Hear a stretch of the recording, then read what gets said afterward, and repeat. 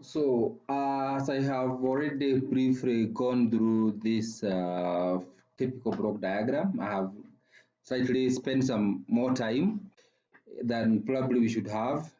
I will now just quickly now summarize what we have already said about each of these block diagrams.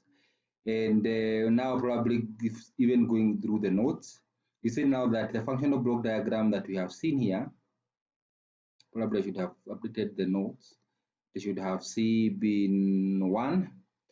Illustrates the signal flow and the signal processing steps through a typical digital communication system. And in this figure, only formatting, the ones that you are seeing that are not shaded, only formatting, modulation, which is this and this, and of course the modulation, which is this one and this one, and lastly synchronization, which is, I never mentioned this one, which simply tries to make sure that each of these signals are synchronized, particularly with the carrier signal is synchronized. Therefore, there is no overlap between the start and or probably the stop of the signal that is being sent versus the one that is being received. So that is, we are going to talk about in more detail about the synchronization. Those 1, 2, 3, 4, 5 are the most essential building blocks for any digital communication system.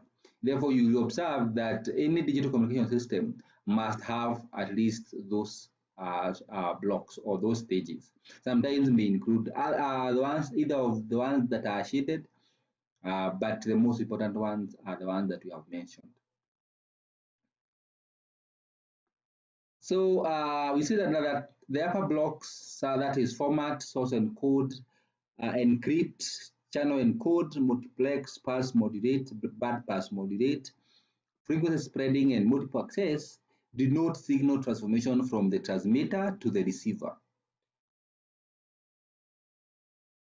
Sorry, actually from the source to the transmitter. Of course, we have seen that the signal is flowing from here, which is at the source, to the point where it is being, it is starting the transmission through the channel. So that those building blocks are essential or are necessary for us to achieve digital transmission. Now, the lower blocks denote signal transformation from the receiver to the sink. So clearly this is our receiver, and therefore from the moment the signal reaches your radio to the time you are able to hear the audio, you see here we might have another ADC, no, DAC, that is analog, digital to analog converter. We have received,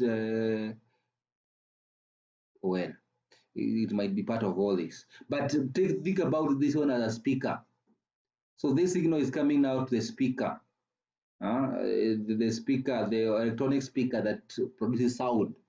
So from the point where the signal is received in your area of the radio to the moment it comes out as in your speaker, which might be in the order of milliseconds or actually microseconds,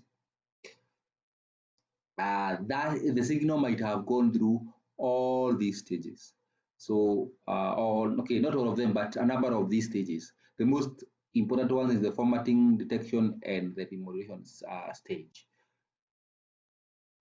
So that is that, and we have said that the term modulate or demodulate together are called modem. Sometimes you might have heard of this term modem. Modem is very much used in cellular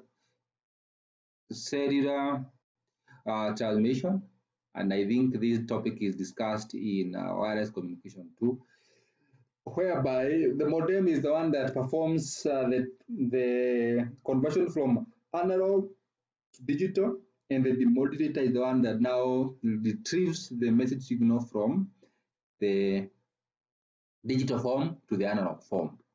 So this is for you the, well, in summary, the two blocks the upper block and the lower blocks are categorized.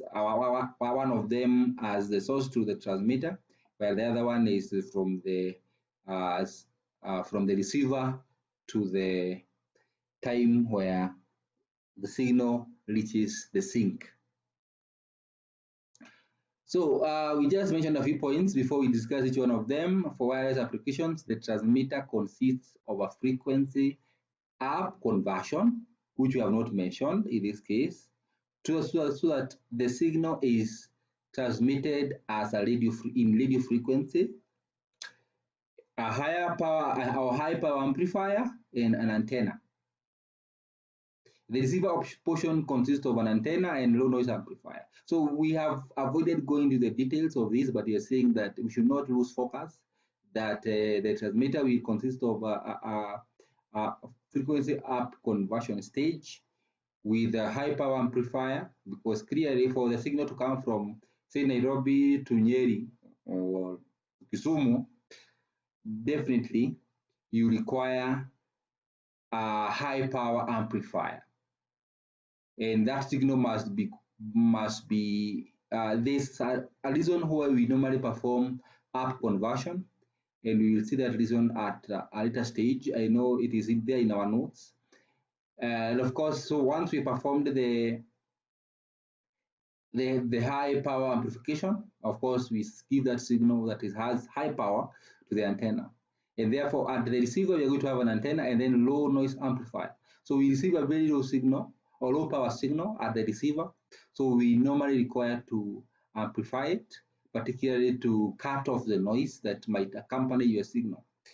So, of course, then frequency down conversion is performed now before we start performing the demodulation process. So again, in figure 1, I think I should have updated my notes. I will do that for future notes. The input information source is converted. I think in my notes also, I also observed that this is a mistake.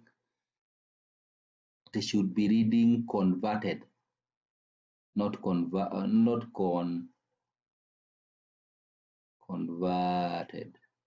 Oh, there is an R here.